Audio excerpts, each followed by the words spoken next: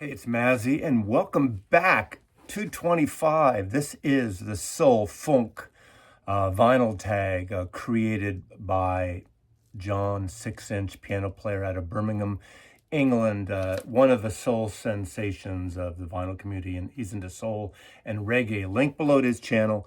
If you are into soul and reggae and dub and funk and uh, crossover jazz, funky jazz stuff. He is the guy for you, although he's into other things too.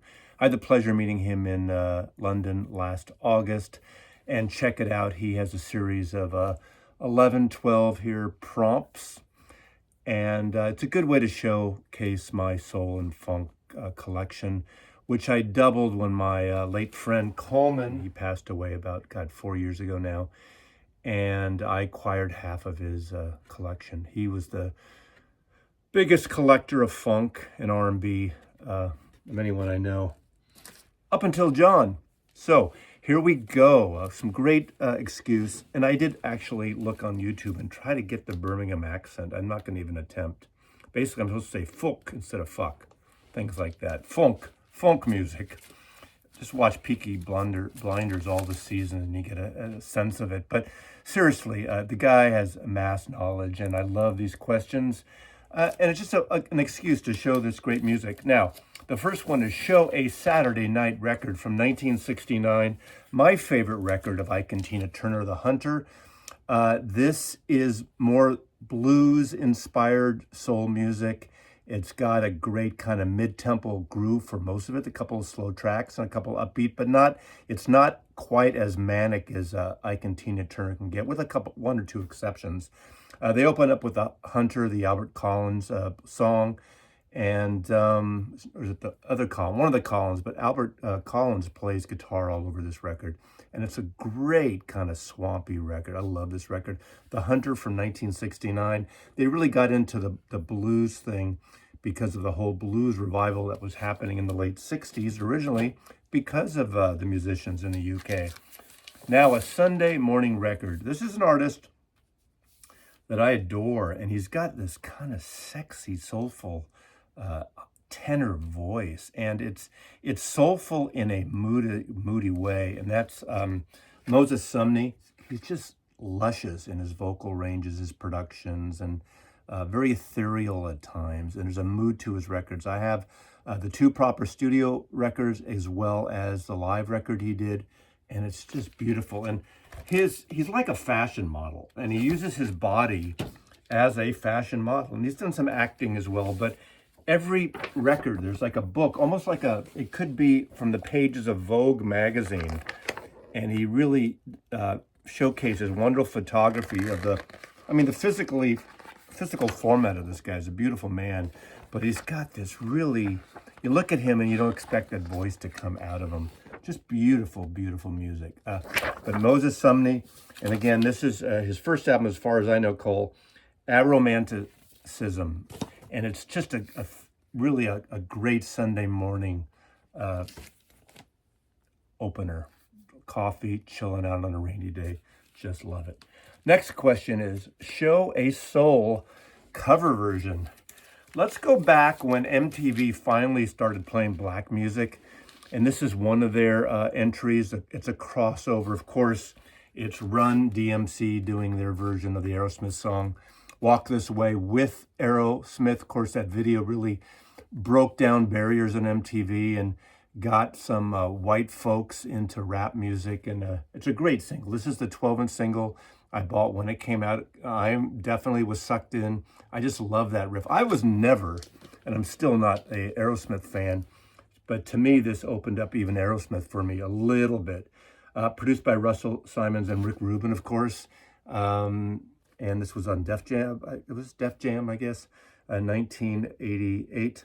But a great, great single. This has the Walk This Way, and then the instrumental version, the 12-inch single, a hybrid of Run DMC and Aerosmith.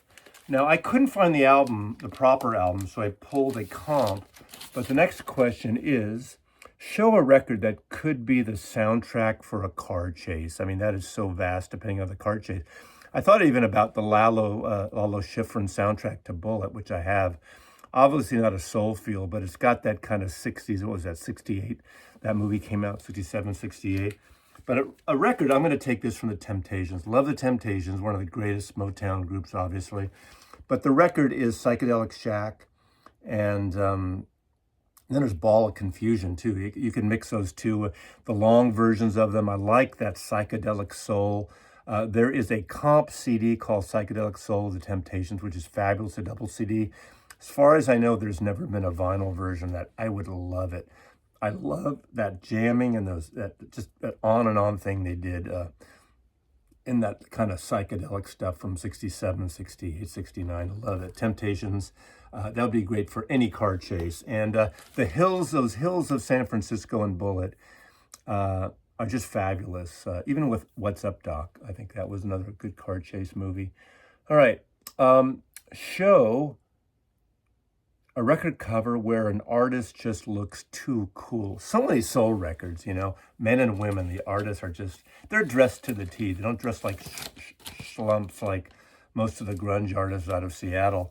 But I'm going to pick this one, the exciting Wilson Pickett. This was on Atlantic Records. This was a Stax Records, Atlantic, I guess. And this was produced, of course, by Tom Dowd. And it's from 1966. What a great cover. Look at that guy. What a great kind of a red, literally a red suit. And just that cover with the pink and the orange around it. What dressed to the nines here. I just love it, So, good one. Now, show a soul record with a horn section. I mean, there's so many, obviously, but I'm going to the Bay Area. I'm going with Tower of Power. Oakland East Bay Grease was their first album on San Francisco Records, and they get signed to Warner Brothers. And I'm going with this one. I think this was the debut at Warner Brothers, but a couple of songs here. What is Hip? So Very Hard to Go. So Very Hard to Go is a great ballad, just sexy, wonderful song. And What is Hip, of course, great. I mean, to me, they're not as recognized as they should be. I went to high school with Greg Adams, the trumpet player. Didn't know him. He was a senior. I was a freshman, and he is the main trumpet player. Still playing with them today, as far as I know. Went through some various vocalists over the years. Saw them many times. Actually, they played at my high school, too, so I saw them at the very beginning. But I love Tower Power. Just great, like East Bay funk. Soul funk to its finest with this great horn section. Tower Power horn section has been on plenty of albums, anyone from Little Feat to playing with so many bands, not just Bay Area bands, but, backing them up with their great horn arrangements. I just love Tower of Power. Okay, show a soul record from a white artist. There are so many blue-eyed soul artists. I think side one of this album is a perfect side. This is my UK copy of Sneakin' Sally Through the Alley of Robert Palmer.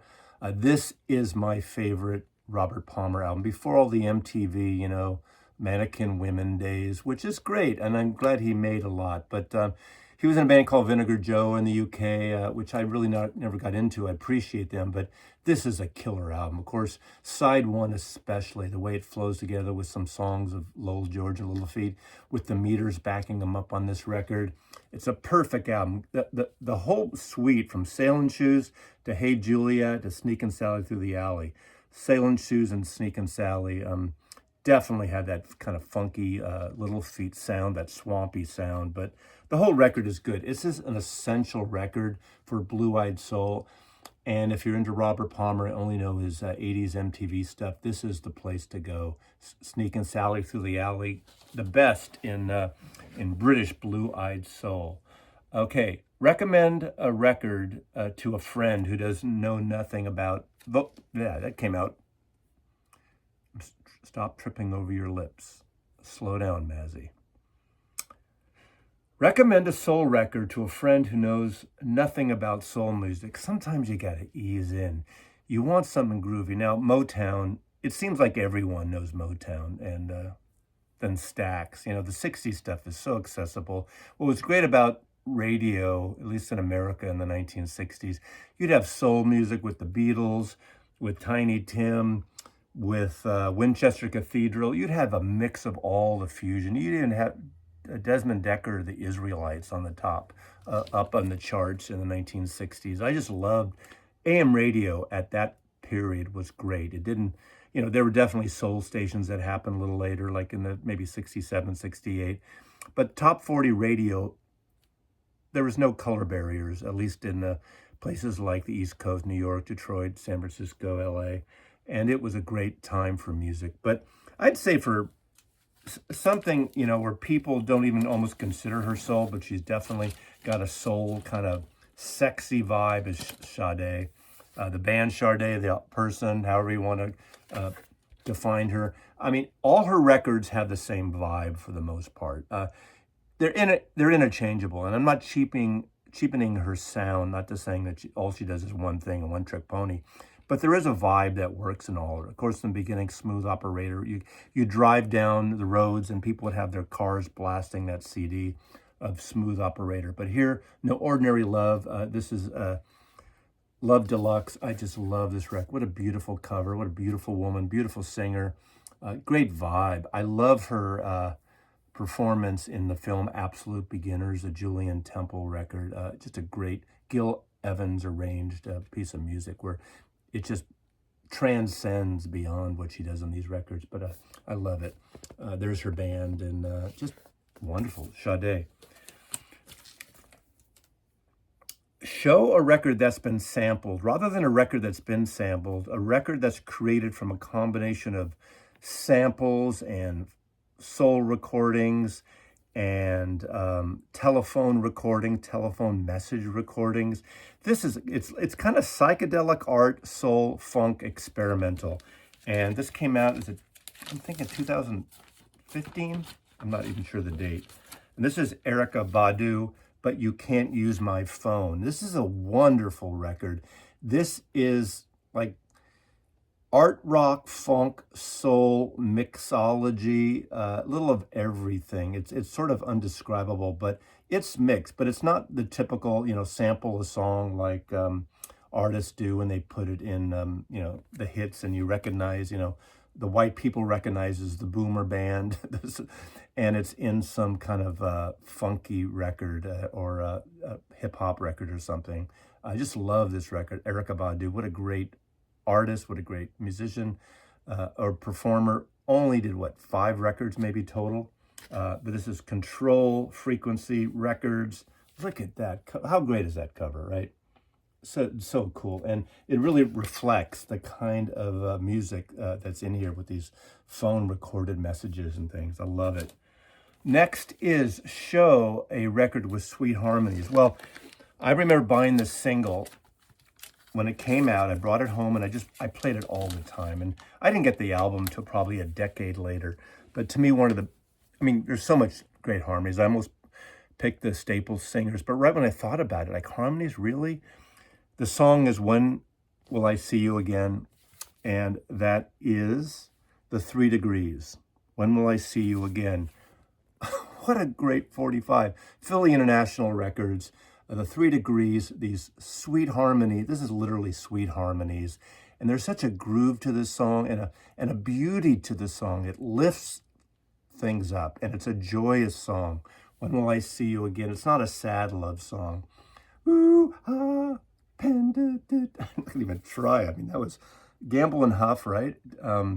Music by MFSB, of course.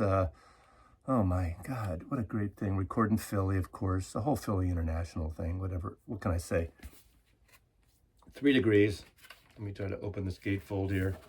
Come on. Look at that. Talk about coolness and beauty and soulful harmonies. The 3 Degrees. It's the only album I have of theirs. I should pick some other ones up. Next is Show, a modern soul record. This is Michael Kiwanuka. This is, I think, his first album. I got the new one now. The two of them are different. Some people felt disappointed the new one. I don't think it's disappointing at all, but they're just very different. This is more upbeat, soulful, funky, really beautiful. He's got this British soul singer, Nouveau Soul, I guess. But it's really kind of a spiritual feel to it. The new one is more like Marvin Gaye's What's Going On, where it's kind of about the environment and soulful, very much like that, and not too much like it. But so where this one is more upbeat and a little funkier, the new one's got a groovy move to it. Groovy would be a good point, but a beautiful record. Michael Kiwanuka, this is his first album. Beautiful, kind of surreal, gatefold image. And this was produced by Danger Mouse and Inflow. Danger Mouse. That would have been another, the Black album, the Gray album would have been great. The Gray album, look it up. The Beatles' White album and Jay-Z's Black album mashed up by Danger Mouse. I will throw that in, even I'm not showing it right now. I do have it's a gray market release. I have a CD and a vinyl version of it. And then lastly, Pick a Soul record for the Pub Jukebox. Now, John in the UK and Headley in the UK, they do a series on YouTube every once in a while called The Jukebox, the Vinyl Jukebox. And the Pub Jukebox. Well, they bring a guest in and you get like your 2 quarters or 50 cents or £2, whatever it is now. And you get to pick 2 songs and play them, and you just talk and, drink a pint while you're talking about the music. And so this is related to that. So again, that's another reason to subscribe to John's channel. Excuse me. It's fun. And I'm going to pull from this mono record DJ copy, The Supremes. And this is when they get a little psychedelic with Reflections. I'm picking Reflections, the opening track on this. I love the sound of that record, and I love how the Supremes, like everyone else, got entrenched in the 60s psychedelic stuff. Obviously, the Temptations, I said, with Psychedelic Soul. And they did here with Reflections. It's got just a great kind of vibe to it. I love that single. And it's really a crossover piece, but it's so good. It's wonderful. Who wrote that song? Let's look. Reflections. This is a DJ copy. Holland Dozier Holland, of course. Holland Dozier Holland, who wrote like so many songs for Motown. But what a great record. There's Diana Ross there. This was from the Coleman collection, this mono DJ copy. Just a fantastic record. That record works in mono, but is always stereo is fun for psychedelia kind of crossover stuff for me. So that's the 2025 Soul and Vinyl tag. Go check out John's channel, link below to his channel. Thanks for watching. Looking forward to a new year of music. And by the way, when I do these, I'm actually kneeling down.